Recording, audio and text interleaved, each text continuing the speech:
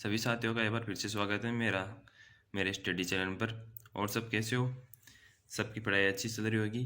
तो हम पढ़ रहे थे राजस्थान की राज्य व्यवस्था, उसमें हमारा आज एक नया टॉपिक है प्रमुख अधिनियम। और आज हम 3 टॉपिक पूरे कर लेंगे, यानी हमारे 3 चैप्टर पूरे करेंगे इस वीडियो में हम। तो छोटे छोटे चैप्टर है 3 हमारा। एक तो अधिनियम हो गया, और एक लोकायुक्त, और एक महाधिवक्ता। ये 3 चैप्टर पूरे करेंगे हम। जिस मैंने अभी तक हमारा यूट्यूब चैनल सब्सक्राइब नहीं किया तो प्लीज़ वो पहले सब्सक्राइब कर ले, और वीडियो को लाइक करना ना भूले, और अपना सपोर्ट बनाए रखें। आपकी सपोर्ट से ही हम कुछ कर सकते हैं। आपके लिए वीडियो ला रहा हूँ मैं, प्लीज़ सपोर्ट मी। तो हम चालू करते हैं प्रमुख अधिनियम। नागरिक अधिकारिक पत्र, जो हमारा पहला आता है इसमें पॉइंट, नागरिक अधिकारी पत्र। विश्व में सर्वप्रथम ब्रिटेन में नागरिक अधिकारी पत्र का प्रारंभ 1991 में हुआ। फिर भारत में सिटीजन शब्द का अर्थ, जो नागरिक अधिकारी पत्र नहीं, यानी सिटीजन, यानी कहाँ की नागरिकता होती है उसे सिटीजन कहते हैं। ग्राहकों को जिनके हित और मूल्यों नागरिक अधिकारी पत्र से संबोधित होते हैं। भारत में सिटीजन चार्ट को लागू करने हेतु 24 मई 1997 में मुख्यमंत्रियों का सम्मेलन प्रभावी तथा उत्तरदायी प्रशासन विषय पर आयोजित किया गया, जिसमें 9 सूचियां कार्य योजना तैयार की गई।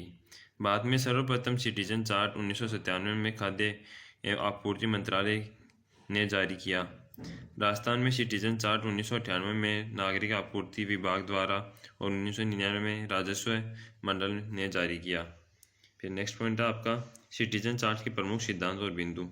गुणात्मक व समयबद्ध सेवा प्रदान करना, नागरिक उन्मुखी शासन और ग्राहक सेवा को सुविधा बनाना, उपभोक्ता का वितरण, सेवाओं में गुणवत्ता में सुधार, प्रशासन में पारदर्शिता, जवाबदेही और उत्तरदायित्व लाना ताकि सुशासन की स्थापना की जा सके। फिर आपके लिए एक नोट है, राजस्थान सरकार द्वारा 18 दिसंबर 2019 को राजस्थान में जन आधार प्राधिकार अध्यादेश 2019 लागू किया। फिर नेक्स्ट आता है आपका पॉइंट राजस्थान लोक सेवा गारंटी अधिनियम। नेक्स्ट अधिनियम है हमारा 2011 को अधिनियम 2011। ये अधिनियम 2011 में अधिनियम संख्या 23वां था। लोक सेवाओं को उत्तरदायी व जवाबदेही बनाने के उद्देश्य से मुख्यमंत्री अशोक गहलोत ने 14 नवंबर 2011 को राजस्थान लोक सेवा गारंटी अधिनियम 2011 लागू किया। इस अधिनियम में आपको राज्यपाल की स्वीकृति कब मिलती है, तो 21 सितंबर 2011 को प्राप्त होती है। इस अधिनियम को राज्य विधानसभा द्वारा भारत के 62वें गणतंत्र वर्ष पर पारित किया गया।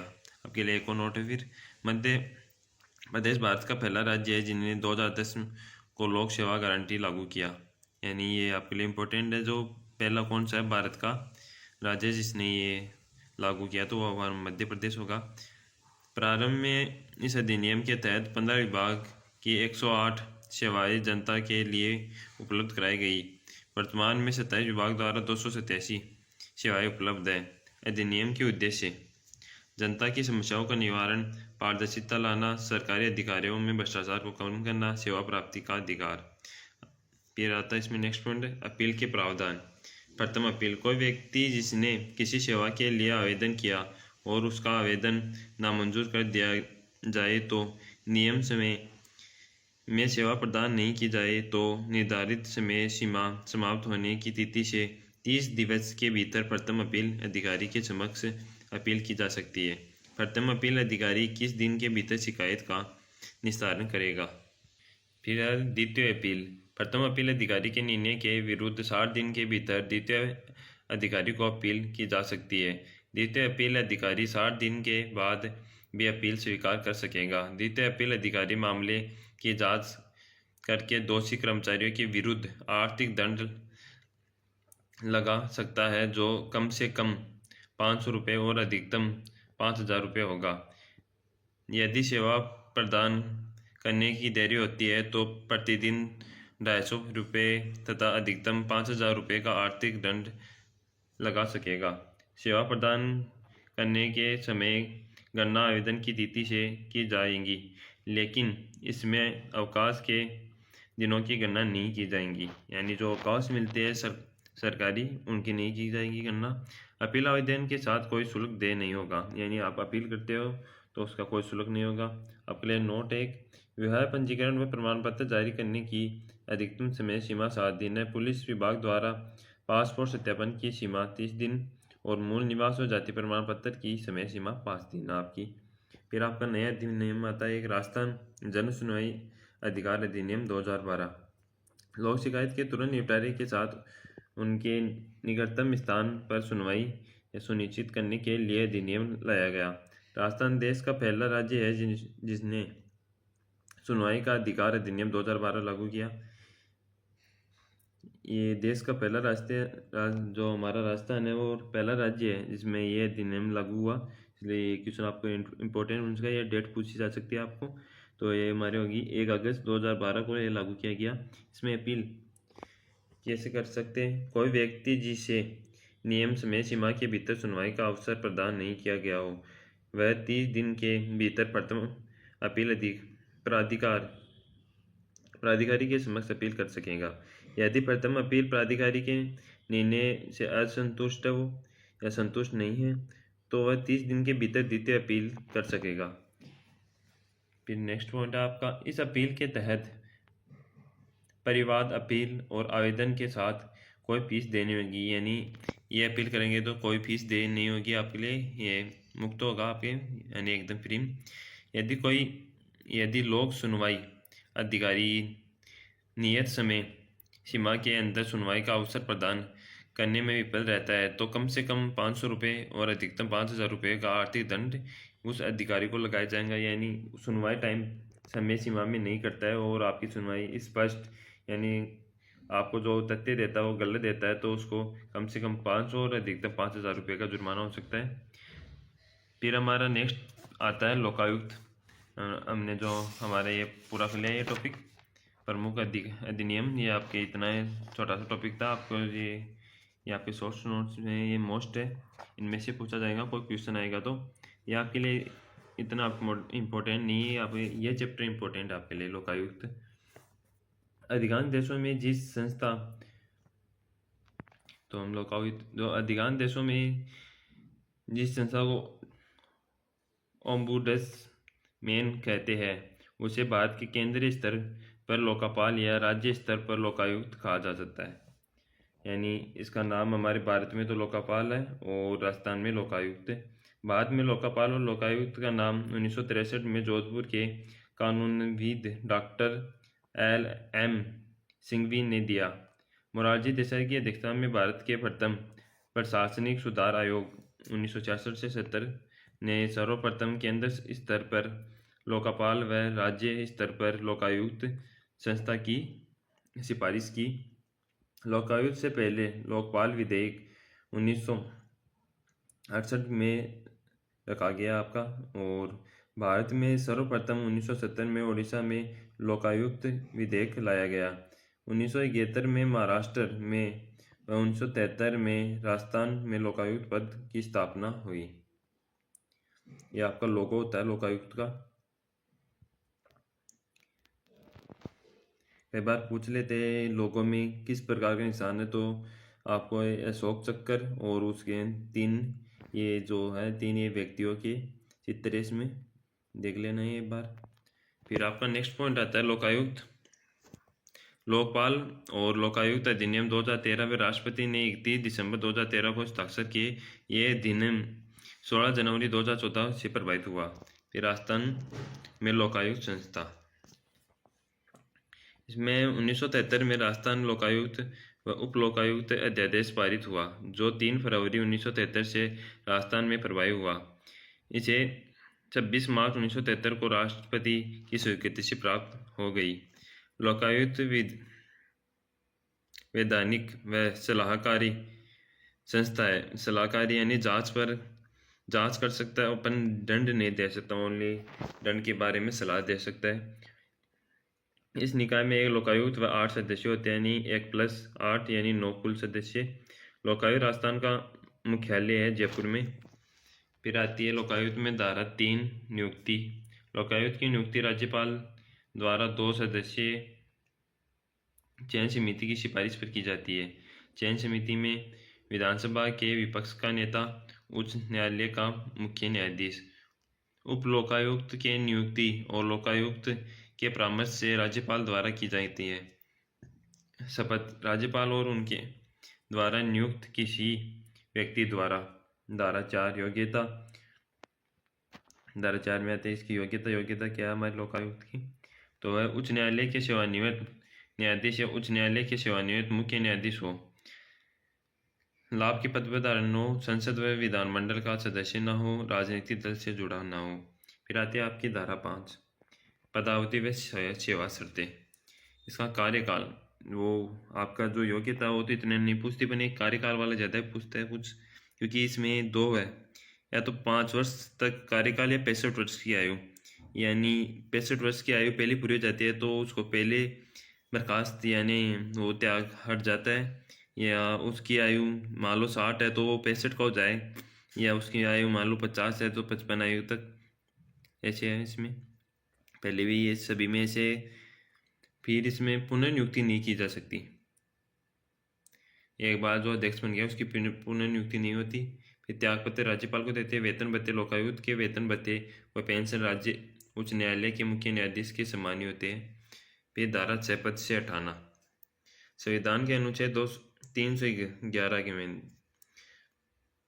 वर्णित प्रावधानों के तहत, यानी जो 311 में है संविधान में अनुच्छेद में, उनमें जो प्रावधान किए गए कदाचार व अस्पष्टता के आधार पर राज्यपाल पद से हटा सकता है। हटाने से पूर्व राज्यपाल द्वारा ऐसे व्यक्ति से जांच कराई जाएंगी जो उच्च न्यायालय का न्यायाधीश अथवा किसी उच्च न्यायालय का सेवावर्त या सेवानिवृत्त मुख्य न्यायाधीश हो। राज्यपाल व जांच विधानमंडल के समक्ष रखवाएगा, जिसे विशेष बहुमत से प्रस्ताव पारित किए जाने के बाद राज्यपाल लोकायुक्त या उप लोकायुक्त को पद से हटा सकता है। फिर आती है धारा 12 लोकायुक्त व उप लोकायुक्त न अपना वार्षिक प्रतिवेदन राज्यपाल को सौंपते हैं, जो इसे प्रतिवेदन को विधानमंडल के समक्ष रखता है। लोकायुक्त के क्षेत्राधिकार, राज्य के समस्त मंत्री, लोक सेवा व सचिव व विभागाध्यक्ष, जिला प्रमुख, उप जिला प्रमुख, पंचायत समिति के प्रधान व प्रधान, जिला परिषद व पंचायत समितियों की स्थायी समितियों के अध्यक्ष, नगर निगम में महापौर, उप महापौर, नगर पालिका व नगर विकास न्यासों के अध्यक्ष व उपाध्यक्ष, राजकीय कंपनी व निगम अथवा मंडलों के अध्यक्ष, अधिकारी व कर्मचारियों के विरुद्ध शिकायत की जांच। फिर आते लोकायुक्त के क्षेत्राधिकार के दायरे में नहीं आता है, उनमें नहीं आता है, वो तो आते थे और ये नहीं आता है। राज्यपाल, मुख्यमंत्री, महालेखाकार, उच्च न्यायालय के मुख्य न्यायाधीश व अन्य न्यायाधीश, न्यायिक अधिकारी व कर्मचारी आपके, और मुख्य चुनाव आयुक्त और चुनाव अधिकारी, राजस्थान लोक सेवा आयोग के अध्यक्ष व सदस्य, सेवानिवृत्त लोक सेवक जैसे सरकारी कर्मचारी। फिर आते विधायक, सरपंच, पंच, विधानसभा सचिवालय स्टाफ के अधिकारी और कर्मचारी। फिर आते हैं हमारे लोकायुक्त के कार्य, भ्रष्टाचार, पद पर दुरुपयोग, अकर्मण्यता से संबंधित परिवादों पर जांच करके जनता की शिकायतों का समाधान करना। लोकायुक्त प्राप्त शिकायतों की निष्पक्ष जांच करना। लोकायुक्त के पास सिविल कोर्ट की शक्तियां, जिनके तहत वह लोकायुक्त जांच हेतु फाइल दस्तावेज मंगवा सकता है। फिर नेक्स्ट आपका लोकायुक्त द्वारा लोक सेवक के विरुद्ध निम्न मामलों में जांच की जा सकती है, तो वह पद पर दुरुपयोग, भ्रष्टाचार व किसी अकारण हानि व पीड़ा पहुंचाना। फिर नोट है, लोकायुक्त में 5 वर्ष से अधिक पुराने मामलों की जांच नहीं होती। फिर लोकायुक्त के आपके मुख्य कुछ तथ्य है। राजस्थान में प्रथम लोकायुक्त, ये आपके लिए उनके तथ्य इंपॉर्टेंट हो सकता है, इनसे क्वेश्चन भी बन सकता है आपका। राजस्थान की प्रथम लोकायुक्त ID दुहा 1973 में। राजस्थान की प्रथम उप लोकायुक्त KPU मेनन। सर्वाधिक कार्यकाल वाले लोकायुक्त महेंद्र भूषण शर्मा। फिर न्यूनतम कार्यकाल वाले लोकायुक्त विनोद शंकर देव। फिर राजस्थान के वर्तमान 13वें लोकायुक्त श्री प्रताप सिंह लाहौरा। फिर आपके लिए एक नोट, नरपतलम जो आपके नरपतमल है लोढ़ा कमेटी। राज्य सरकार ने फरवरी 2014 में आयुक्त अधिनियम के प्रावधानों को मजबूत व प्रभावी बनाने के लिए श्री नरपतमल लोढ़ा की अध्यक्षता में कमेटी का गठन किया था। ये आपके लिए इम्पोर्टेंट है, इसकी आपको डेट याद रखनी है, इसका गठन कब किया गया था, तो फरवरी 2014 में। फिर हमारा नेक्स्ट टॉपिक आ जाता है महाधिवक्ता। ये भी एक छोटा सा टॉपिक है, अभी पूरा कर लेंगे हम। फिर हमारा इसमें पहला पॉइंट है, राज्य का सर्वोच्च विधि अधिकारी होता है जो राज्य सरकार को विधिक मामलों में सलाह देता है। यह केंद्र के महाधिवक्ता के समक्ष होता है, यानी जो केंद्र में महाधिवक्ता होता है, महाधिवक्तावादी, उसके नीचे कार्य करता है। राजस्थान में राज्य पुनर्गठन अधिनियम 1956 के तहत महाधिवक्ता के पद का सृजन किया गया। फिर महाधिवक्ता का पद संवैधानिक है, जिसका उल्लेख संविधान के भाग 6 और अनुच्छेद 165 में किया गया है। फिर अनुच्छेद 165 राज्य का महाधिवक्ता। फिर आता है 65 राज्यपाल द्वारा उच्च न्यायालय के न्यायाधीश की योग्यता रखने वाले व्यक्ति को महाधिवक्ता नियुक्त किया जाता है। अनुच्छेद 165(2) महाधिवक्ता का कर्तव्य है कि वह राज्य सरकार को विधि संबंधी विषयों का सलाह दे और ऐसे कर्तव्यों का पालन करे जो उसका राज्यपाल द्वारा निर्देशित किए जाए। फिर 165(3) में महाधिवक्ता राज्यपाल के प्रसाद पर्यंत पद धारण कर सकता है। फिर नेक्स्ट पॉइंट है, महाधिवक्ता की पारिश्रमिक या वेतन भत्ते राज्यपाल द्वारा निर्धारित किए जाते हैं। कार्यकाल संविधान के महाधिवक्ता के कार्यकाल का कोई उल्लेख नहीं है, ये राज्यपाल के प्रसाद पर्यंत रहता है। त्यागपत्र राज्यपाल को देता है। फिर अनुच्छेद 177 महाधिवक्ता राज्य विधानमंडल का सदस्य नहीं होता, लेकिन विधानमंडल की बैठकों में भाग ले सकता है, उनमें बोल सकता है, लेकिन मतदान नहीं कर सकता, यानी किसी मामले में सलाह दे सकता है, मतदान नहीं कर सकता। महाधिवक्ता विधानमंडल की किसी भी समिति का सदस्य नहीं होता।